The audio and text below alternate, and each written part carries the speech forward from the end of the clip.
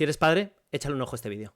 Casi ninguno vio venir esto. El escándalo estalló en marzo cuando varios medios revelaron que la empresa había usado datos de la red social para elaborar perfiles psicológicos de votantes que supuestamente vendieron, entre otros, a la campaña del ahora presidente Donald Trump durante las elecciones de 2016. Pero nos lo habían avisado. En el año 85, 31 años antes del escándalo de Cambridge Analytica, David Chaum, curiosamente uno de los miembros del grupo de correo de Cypherpunks, donde años más tarde se compartiría el white paper de Bitcoin de Satoshi Nakamoto, escribió estas palabras. Ojo.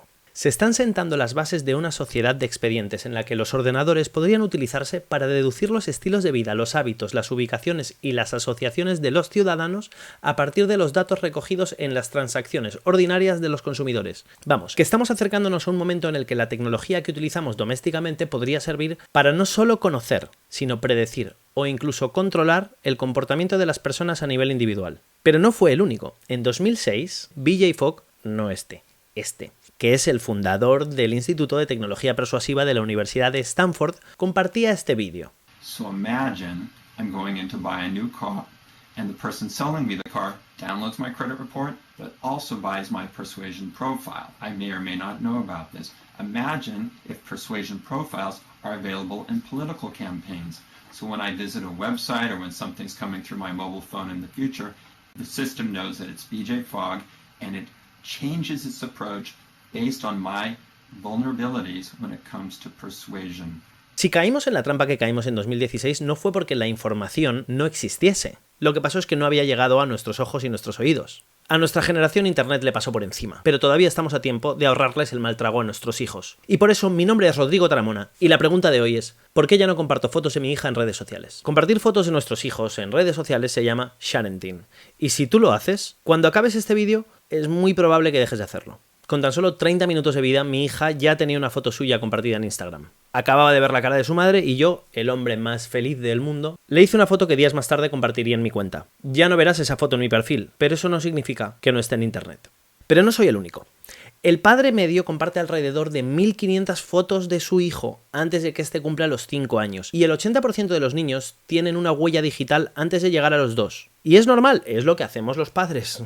La vida es lo que pasa mientras tú haces fotos de tu hijo, es lo que hay. Solo que ahora, la vergüenza que tú pasabas cuando tu abuela le enseñaba tus fotos de bebé a tu último ligue, pues se ha extendido a una escala planetaria. Y mientras que tus fotos de bebé siguen en casa de tu abuela, las fotos de nuestros hijos están repartidas sin que podamos hacernos una idea de dónde. Y tus hijos son bebés o niños ahora, pero pronto serán adolescentes y más adelante adultos, que no tendrán ningún control sobre sus fotos más íntimas y personales. Algunos padres llegan a compartir los momentos más íntimos de sus hijos y de verdad que no dudo que lo hacen motivados por el amor que sienten por ellos. Pero esa inocencia de los padres es el petróleo de anunciantes, partidos políticos, plataformas digitales, empresas de relaciones públicas y equipos de marketing que se aprovechan de ella para empezar a hacer un perfil sociodemográfico individualizado de nuestros hijos a una edad muy temprana. Estamos hablando de que cuando estos sean adultos de 20, 30 o 40 años y vivan en un mundo que ahora mismo somos literalmente incapaces de concebir por los avances tecnológicos que lo habrán moldeado,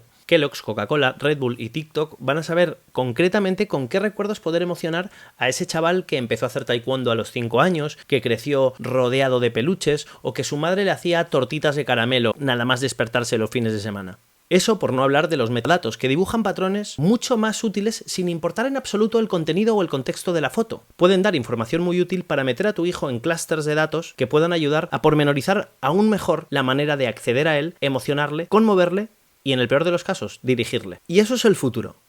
Pero hablemos del presente. Las fotos de nuestros hijos están totalmente fuera de nuestro control en cuanto llegan a internet. Esto es algo que igual nunca te has planteado, pero tal vez es momento de hacerlo. Ethics, un despacho de ciberabogados, advierten que es importante saber que la existencia de ciertas imágenes de los niños puede provocar que estas sean usadas para fines como la pornografía infantil, el ciberacoso, el ciberbullying o la cibersuplantación de identidad. Vamos por partes.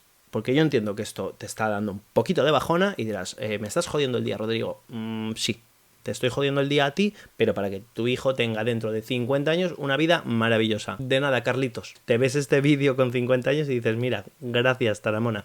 No hace falta que tomes fotos de tus hijos sin ropa para que se utilicen de la peor manera posible. La cara de tus hijos se puede utilizar en deepfakes, como ya hacen un montón de hombres con exnovias, chicas que les interesan pero que no les hacen ni caso porque son unos imbéciles de mierda y que bien que se merecen que no les hagan caso, pero ahí están ellos. Pero el descontrol de sus fotos no es solo un peligro para su integridad moral, también lo es para su porvenir financiero y para su identidad digital. Si las caras y los datos personales y privados de nuestros hijos están compartidos en Internet a lo largo de su vida, es muy difícil impedir que su identidad no sea vulnerada en el futuro. Esto es un problema que casi nadie tiene en cuenta, ¿vale? Pero Barclays, el banco, dice que detalles como los nombres de las mascotas, su fecha de nacimiento o el nombre de soltera de su madre pueden ser utilizados para vulnerar passwords y utilizarse para pedir créditos falsos, falsificar sus tarjetas o hacer compras online. Te parecerá una estupidez, pero el nombre de su primera mascota o del peluche favorito de tu hijo o su fecha de nacimiento o la fecha de nacimiento de su madre pueden servir de contraseñas en el futuro. Este mismo banco prevé que el sharenting provocará 2/3 del fraude de identidad en el futuro para jóvenes en la próxima década y costará unos 667 millones de libras al año. Para finales de 2030 estiman que haya unos 7,4 millones de fraudes de identidad anuales.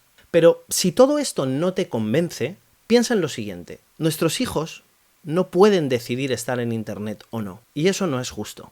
Como padres estamos obligados a tomar decisiones por ellos desde que son muy pequeños, y algunas de ellas determinarán su futuro. Como dijo una muy buena amiga mía, tú tienes que asumir que tú vas a traumatizar a tus hijos por alguna movida. Pues abren la puerta y te ven haciendo caca, te encuentran con tu pareja haciendo pues movidas. Eso va en el cargo. Pero por lo menos evitémosles el mal trago de haber perdido su derecho a la privacidad porque no podíamos evitar subir esa foto suya comiéndose un helado. Mi recomendación, si quieres compartir fotos en redes, es que por lo menos crees grupos de mejores amigos en los que solo los puedan ver personas de plena confianza, y aún así teniendo en cuenta que les pueden robar el móvil o que su cuenta puede ser hackeada o su móvil puede ser hackeado. Envía fotos por WhatsApp, por Telegram o por DM de tus plataformas favoritas, pero intenta evitar subirlas a tu perfil. Y por último, la regla de oro. No subas nada que no te gustaría que subieran de ti sin tu permiso. Esto ya está teniendo repercusiones legales, como por ejemplo una abuela a la que los padres denunciaron por poner fotos sin su consentimiento en redes sociales. O una madre que tiene que pagar una multa porque su hija la denunció. Y por favor, quiero dejar esto muy claro. Esto no es un vídeo para atacar a nadie. No lo utilices como una arma arrojadiza contra padres que comparten fotos de sus hijos en Internet. Esto no va de eso. Bastante duro ya es ser padre en la era digital y podría discutir que es el momento más difícil de la historia. Me tendría que pelear muchísimo con mi madre, abuelos, suegros, etcétera, etcétera, pero creo que es así. Y puedo argumentarlo. Como para encima aguantar a un montón de sabelotodos diciéndome, mira, si es que te lo dije. Esto es simplemente un consejo. Y por otro lado, si todo lo que yo digo te parece una idiotez, te doy la mano. Pero sí te puedo decir que, igual que se nos advirtió en su día sobre los peligros de tener toda nuestra información privada en Internet, no te vendrá mal tener esa información sobre los datos personales de tus hijos para que en el futuro no tengan nada que reprocharte, o por lo menos no tengan otra cosa más. Yo solo comparto lo que sé y ahí ya tú con eso haces lo que te dé la gana. Un abrazo, muchas gracias por estar ahí y espero que os sirva. Por cierto, no des like, no vale para nada.